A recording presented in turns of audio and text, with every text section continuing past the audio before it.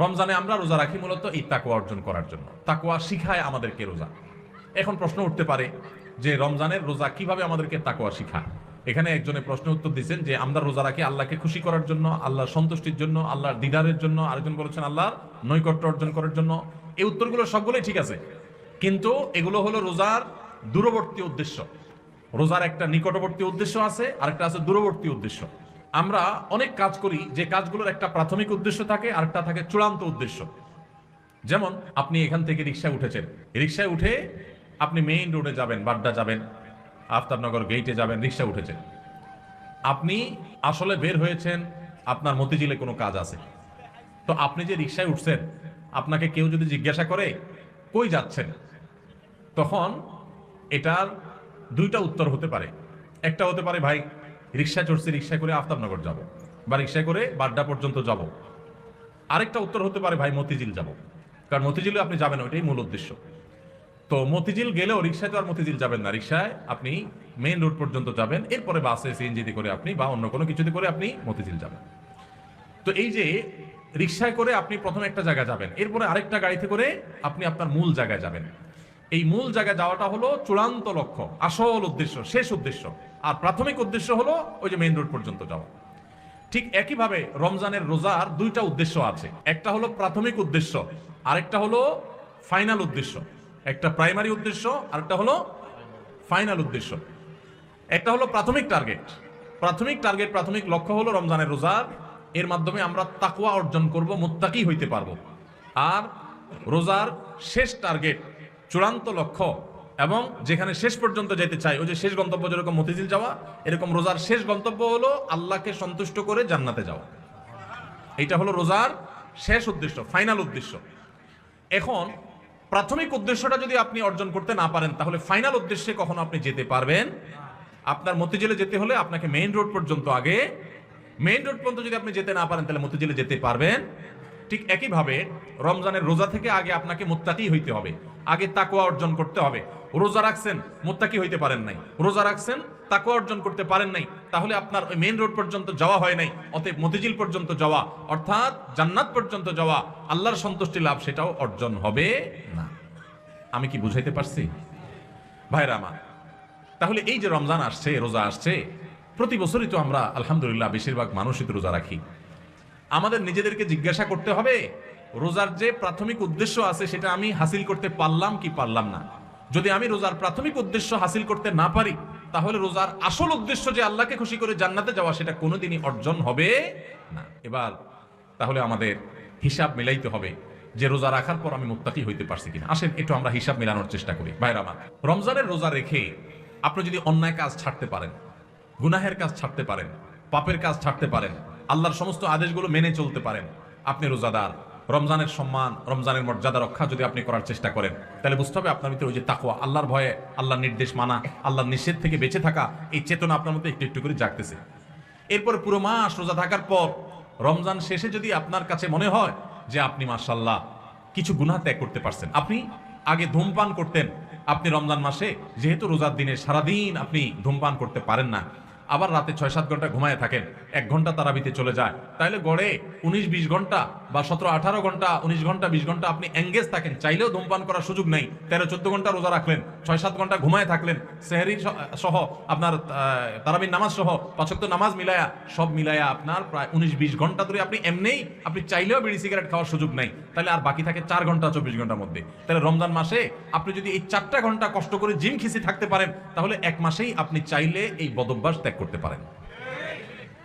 ভাইরা আমার, অনেক খারাপ জিনিস আছে, অনেক হারাম জিনিস আছে, যেগুলো চাইলেই কিন্তু আমরা ত্যাগ করতে পারি এই রমজান মাসে। তো রমজান মাসে এই হারাম জিনিসগুলো, এই খারাপ জিনিসগুলো যদি আমরা ত্যাগ করার চেষ্টা করি, আমরা যদি পরিকল্পনা করি রমজান শেষ হয়ে গেছে, আমি একটা খারাপ জিনিস ছেড়ে দিতে পারলাম। আপনি ধূমপানটা ছেড়ে দিতে পারছেন। আপনার আগে মুখ খারাপ হতো রমজান মাসে, না রোজা থেকে আমি মুখ খারাপ করতে পারি না, রোজা আসছে আমাকে ভদ্র বানানোর জন্য, রোজা আসছে আমাকে নেককার করার জন্য, রোজা আসছে আমাকে মুত্তাকি বানানোর জন্য, রোজা আসছে আমাকে নামাজি বানানোর জন্য, রোজা আসছে আমার মুখটাকে সংযত করার জন্য, কন্ট্রোল করার জন্য, আমার চোখটাকে কন্ট্রোল করার জন্য, আমি হারাম জিনিস দেখবো না, খারাপ জিনিস দেখবো না। রোজা আসছে আমাকে এই ট্রেনিং দেওয়ার জন্য।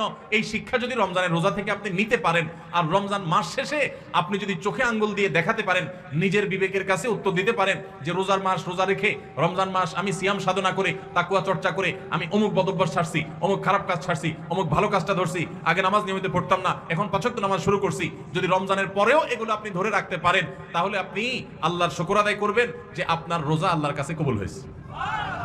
এবং কবুল হয়েছে দেখে আল্লাহ আপনাকে রোজার মাধ্যমে ভালো কাজ করার তৌফিক দিচ্ছেন, খারাপ কাজ থেকে বাঁচার তৌফিক দিচ্ছেন। ভাইরা আমার, এই জন্য এই বছরের রমজান আসার আগে, রোজা শুরু হওয়ার আগে আসেন আমরা একটু প্রতিজ্ঞা করে নিই যে আমাদের রোজাগুলো হবে রোজার উদ্দেশ্য যেন আমি হাসিল করতে পারি। সেজন্য ভাইরা আমার, আপনি রিক্সা উঠলেন, মেইন রোডে যাবেন, তারপরে আপনি মতিঝিল যাবেন, আপনি মেইন রোডে যাবেন এই জন্য রিক্সা উঠছেন, ঠিক আছে, কিন্তু রিক্সা কোনো কারণে পাঞ্চার হয়ে গেছে, এই পাঞ্চার হওয়া রিক্সা আপনি বসে আছেন, আপনি আর যান নাই, আপনি আরেক রিক্সা উঠেন নাই, আপনি ফেরত চলে আসছেন, তাহলে আপনি কখনো মতিঝিল যাইতে পারবেন না। রমজান মাসে রোজা রাখার পর একটা গুনাহ হয়ে গেছে, এটা হলো চাকা পাঞ্চার হওয়ার মতো, সামনে আগাইতে পারলেন না, তাকওয়া চর্চা করার কথা, গুনাহ এবং হারাম কাজ ছাড়ার কথা, বদঅভ্যাস ত্যাগ করার কথা, কিন্তু আপনার ত্যাগ করতে পারেন নাই, তাহলে আপনি ওই যে চাকা পাঞ্চার হয়ে যাওয়ার মতো থেমে থাকবেন না, আরো সামনে অগ্রসর হবেন, আরো শক্তিশালী ভাবে অগ্রসর হবেন। ভাইরা আমার, জীবনটা খুব সীমিত বাবারে, অনেক সংক্ষিপ্ত জীবন, দেখতে দেখতে জীবন পার হয়ে যায়। যারা বয়স 30-40 হয়ে গেছে বা আরো কম বেশি আছে, একটু চোখটা বন্ধ করে শৈশবকে একটু চিন্তা করেন, দেখবেন কদিন আগে আপনি ছোট বাচ্চা পোলাপানের মতো হাঁটাহাঁটি করছেন। এই যে পোলাপান ছুটাছুটি করতেছে, এদের মতো কয়দিন আগে আপনি ছিলেন। দেখতে দেখতে 40, 50, 60, 70, 80 বছর জীবন অনেকের পার হয়ে গেছে। বাকি যে কয় বছর আছে এটাও দেখতে দেখতে চলে যাবে।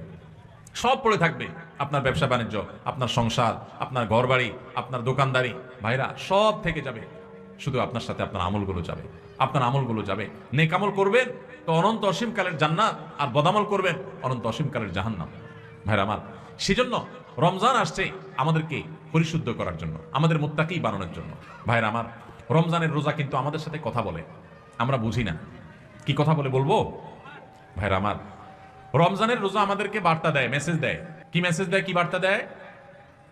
রমজানের রোজা বলে যে দেখো, তুমি আমাকে ধারণ করে, অর্থাৎ রোজা রেখে সিয়াম পালন করে তুমি খাও না, পান করো না, যৌনাচার করো না।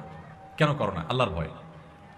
সিয়াম শব্দর মানে, আমরা সিয়াম বলতে রোজা বলি, সওম বা সিয়াম এটা হলো হাদিসের ভাষা, কোরআনের ভাষা। এই সওম বা সিয়াম শব্দের অর্থ কি আমরা জানি? সওম বা সিয়াম শব্দের অর্থ কেউ বলতে পারবেন? বিরত থাকা, সঠিক উত্তর। সওম বা সিয়াম শব্দের অর্থ কি ভাই? বিরত থাকা। তার মানে সওম বা সিয়াম বা রোজা এটা আমাদেরকে বিরত থাকা শিখায়। কিভাবে বিরত থাকা শিখায়? আপনি রোজা রাখছেন, খুব ক্ষুধা লাগছে, খানাও আছে, রোজা রাখছেন, খুব পিপাসা লাগছে, আবার খানাও আছে, পানিও আছে সামনে, মানুষ খায় তখন। এই যে ক্ষুধাও আছে, আবার সামনে খাবারও আছে, কিন্তু সে খাচ্ছে না, তাহলে সে কি করলো? বিরত থাকলো। সে খানা থেকে কি থাকলো? বিরত থাকলো। পানি আছে সামনে, সে চাইলেই পান করতে পারে, আবার পিপাসাও লাগছে, কিন্তু যেহেতু সে রোজা আছে এই জন্য সে পানি খায় না, তাহলে সে কি করলো? বিরত থাকলো। পানি পান থেকে কি করলো? বিরত থাকলো। আচ্ছা আপনারা বলেন, রমজান মাসে আমরা যে খাই না বা পান করি না রোজা রেখে, আমাদের বাসা যে খাবার থাকে হালাল খাবার, কোনো চোরাই টাকা দিয়ে কিনা না, রতের কামাই করা, পরিশ্রম করে উপার্জন করে আপনি কামাই করছেন, সে কামাই করা টাকার খাবার আপনার ঘরে আছে, আপনি এক বোতল পানি দোকান থেকে কিনে আনছেন, সম্পূর্ণ হালাল। কিন্তু এই হালাল খানাটা পর্যন্ত রমজান মাসে দিনের বেলায় খাওয়া যাবে কি যাবে না? রোজা রেখে এই হালাল খানাটাও খাওয়া।